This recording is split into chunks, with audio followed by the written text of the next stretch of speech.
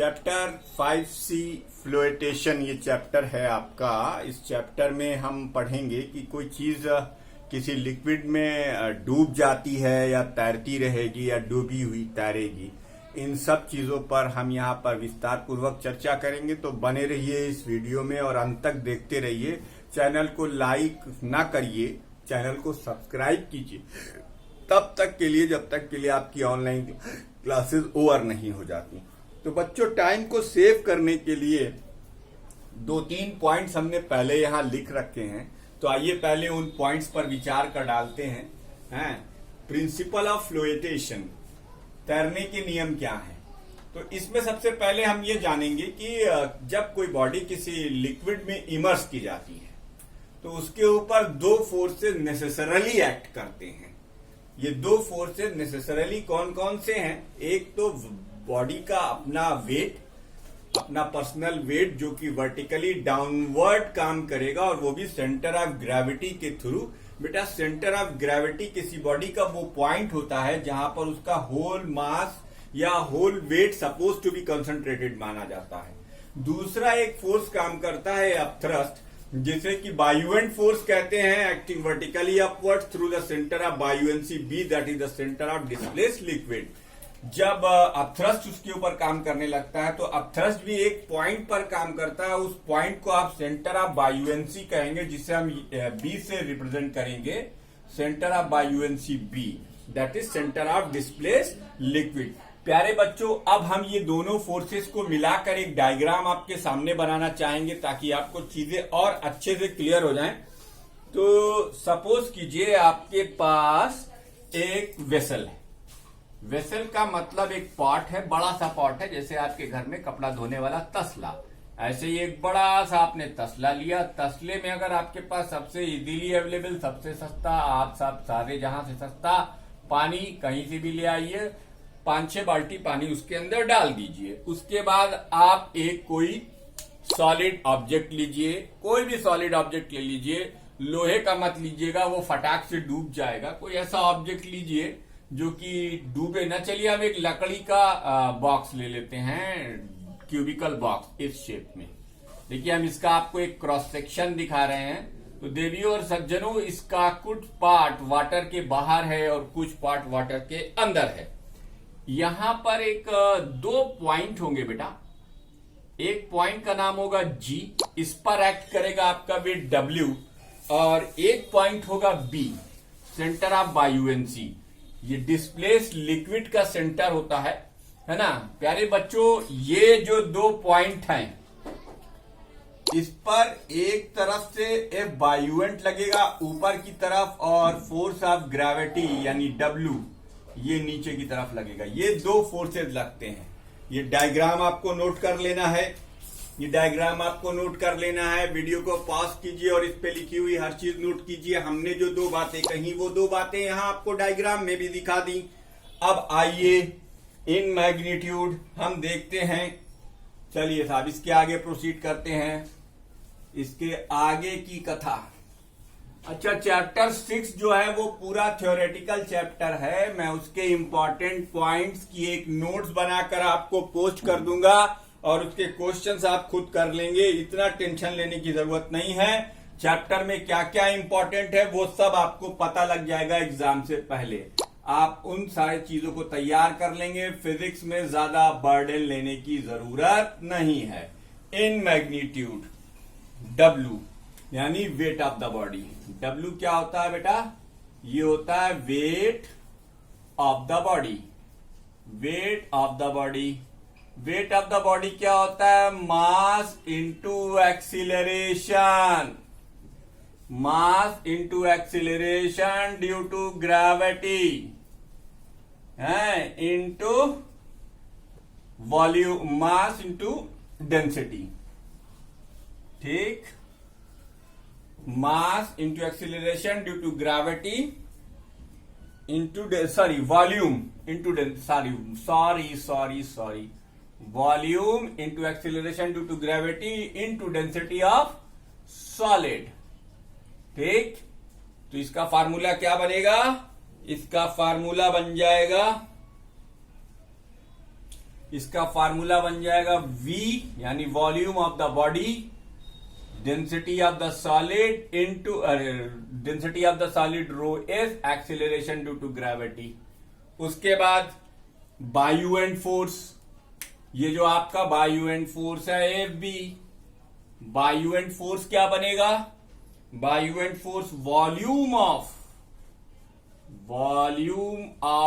Submerged volume of submerged part of body, submerged part of body into density of liquid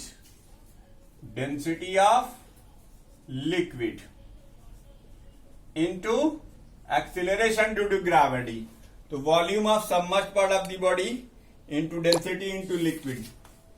ठीक, तो अब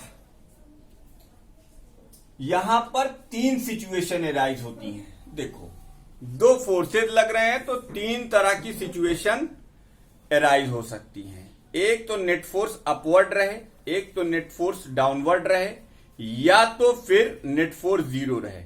ये तीन सिचुएशन यहां पर बन सकती हैं। हम तीनों सिचुएशन के आधार पर देखेंगे कि क्या क्या हो सकता है।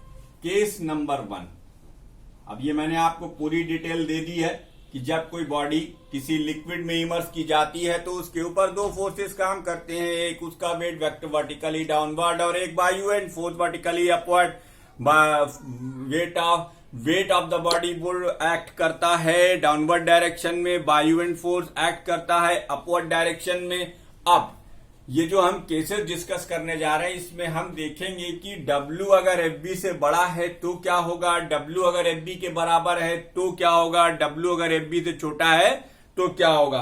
Case number 1, when FB is greater than W, FB when less than W, FB less than W, that is weight of the body, that is weight of the body, weight of the body is greater than the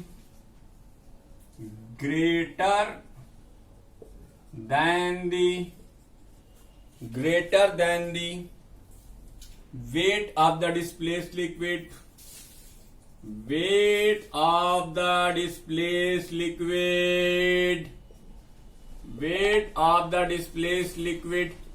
अगर ये बात हो गई weight of the displaced liquid,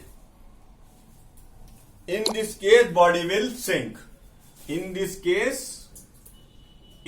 case body will sink, क्योंकि downward force नीचे की तरफ कम करेगा, बॉडी विल सिंक बिकॉज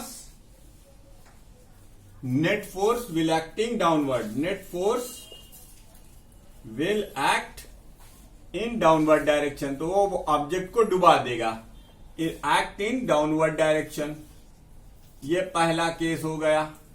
ठीक, अगर FB की वैल्यू, केस सेकंड देखिए, case second when FB is equal to W, FB क्या हो जाए, W के बराबर हो जाए, that is wait of the body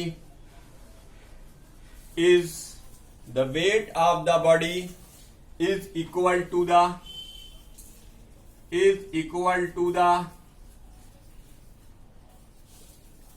weight of the displaced liquid, weight of the displaced liquid, weight of the displaced liquid,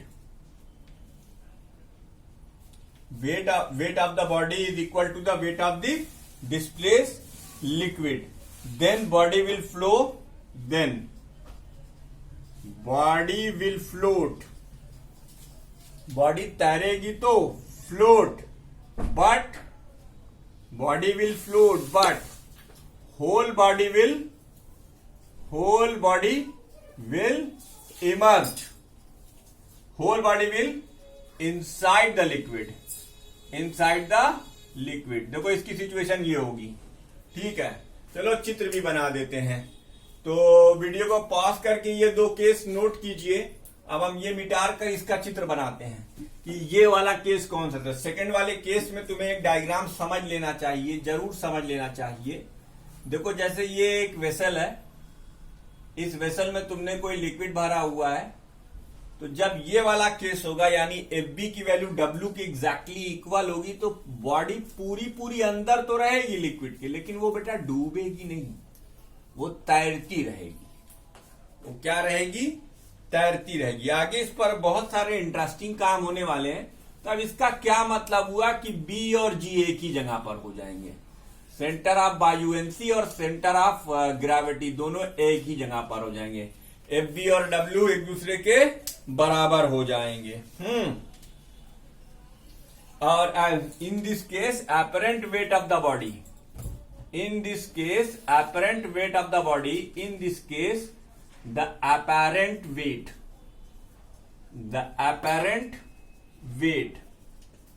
of the body is 0। ये note करने लायक बात है कि इस केस में अपरेंट वेट बॉडी का क्या हो जाता है? 0 के 0 हो जाता है। आओ बेटा तीसरा केस देखें। केस नंबर 1 हो गया। केस नंबर 2 को मैंने पूरा फिगर समेत समझा दिया। केस नंबर 3 देखो, ये केस नंबर 2 का फिगर है बच्चों। केस नंबर 2 के फिगर के बाद अब हम लोग केस नंबर 3 करने जा रहे हैं। केस नंबर 3,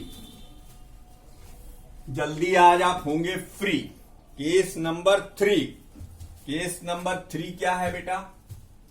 केस नंबर 3, पहले केस में हमने लिखा था FB is less than W, दूसरे केस में हमने लिखा था FB is equal to W, तीसरे केस में हम लिख रहे हैं FB is greater than W if, यानी maximum buoyant force greater than W हो जाए। FB is maximum buoyant force greater than W हो जाए। अब इसको एक अपने स्टाइल में समझा लेने दो यार, सब कुछ किताब से ही करेंगे तो हमारे में किताब में फर्क क्या है भाई? देखो देखो देखो, आओ बच्चों तुम्हें दिखाएं झांकी हिंदुस्तान की। इस मिट्टी से तिलक करो, ये मिट्टी है बलिदान। देखो ये वाला केस रहेगा, इसके अंदर बायुएंसी का सेंटर, बायुएंसी और सेंटर ऑफ ग्रेविटी अलग अलग रहेंगे। ये W नीचे काम करेगा और FB ऊपर काम करेगा। तो देखो इसके इस फिगर में और इस फिगर में फर्क क्या है? इसमें बॉडी पूरा डूबी हुई तैर रही है, हैं? और इसमें क्या है? कम डूबी हुई है और थोड़ा सा तैर भी रही है। इसका मतलब इसमें नेट फोर्स अपवर्ड डायरेक्शन में है। The weight of the body is less then, और ये तब होता है the weight of the body, the weight of the body, the weight of the body is less than, the weight of the body is less than the weight of the liquid, less than the weight of the liquid, less than the weight of the liquid। अब अगर less than the weight of the liquid है, weight of the liquid displaced by it, displaced by it, समझ गए बच्चों? अब the weight of the body is less than the weight of the liquid displaced by it, body will in this case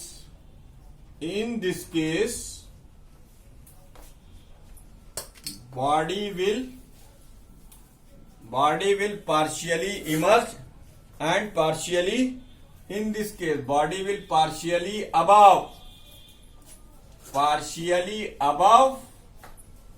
and partially below the surface of the, below the surface of liquid, below the surface of liquid, liquid के partially above और partially below होगी। In this case body will partially above and partially below the surface of liquid. ठीक। अब इसमें एक बात और note करने लायक है। क्या नोट करने लायक है कि only that much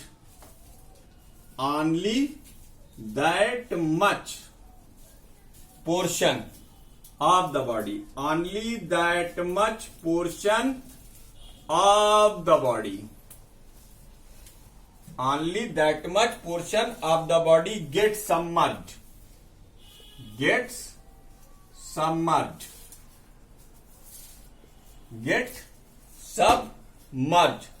by which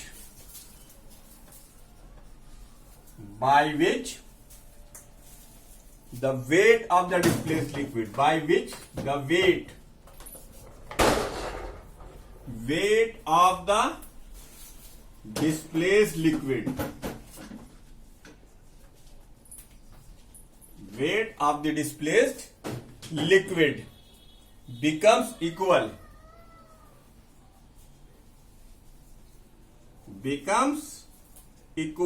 to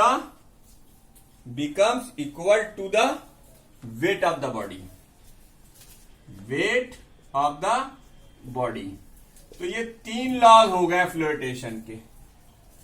F B is less than W, F B is equal to W and F B is greater than W. ठीक।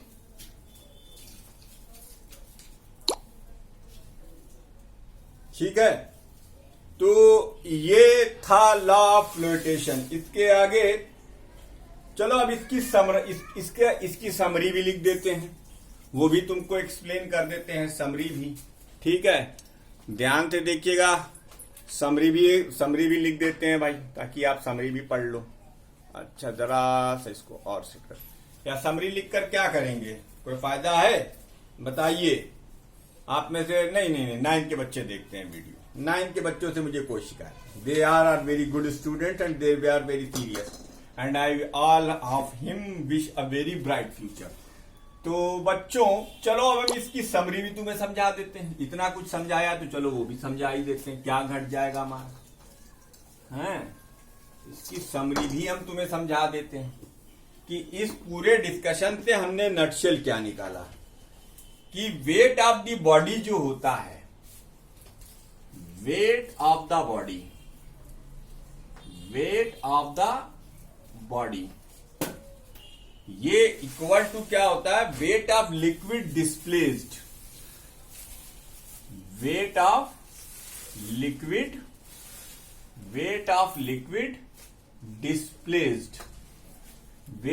Liquid displaced by the submerged part of the body, displaced by the submerged part of the body, weight of the liquid displaced by the submerged part of the body। ठीक, और W exactly equal to buoyant force, W exactly equal to buoyant force। तब apparent weight, अगर ऐसा हो, apparent weight of the body क्या हो जाता है, ये 0 हो जाता है। एक कंक्लूजन तो ये निकाला।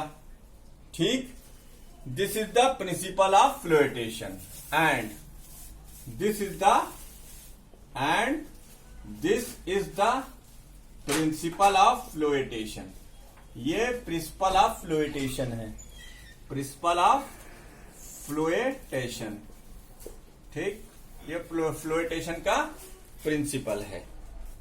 ठीक, the weight of the floating body is equal to the weight of the liquid displaced by its submerged part. इसको एक और तरीके से लिखा जा सकता है, the wait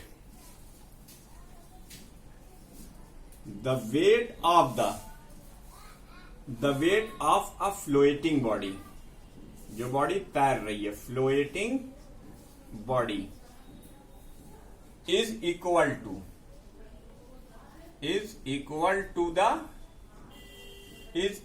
to the weight of the liquid displaced by its submerged part, is equal to the weight of the liquid weight of the liquid displaced by its submerged part. Liquid displaced by its submerged part. खेल खत्म, पैसा आ जाओ। ये concept यहीं पर समाप्त होता है। ये principle of flotation completely explained हो गया। ठीक, ये principle of flotation completely explained हो गया। इस वीडियो को हम यहीं रोक रहे हैं। ये पार्ट 1 है चैप्टर सी का। दूसरे पार्ट में हम कुछ और इंपॉर्टेंट चीजें डिस्कस करेंगे। लेते हैं एक छोटा सा ब्रेक, मिलते हैं ब्रेक के बाद। कहीं मत जाइए, बने रहिए हमारे साथ। धन्यवाद, नमस्कार।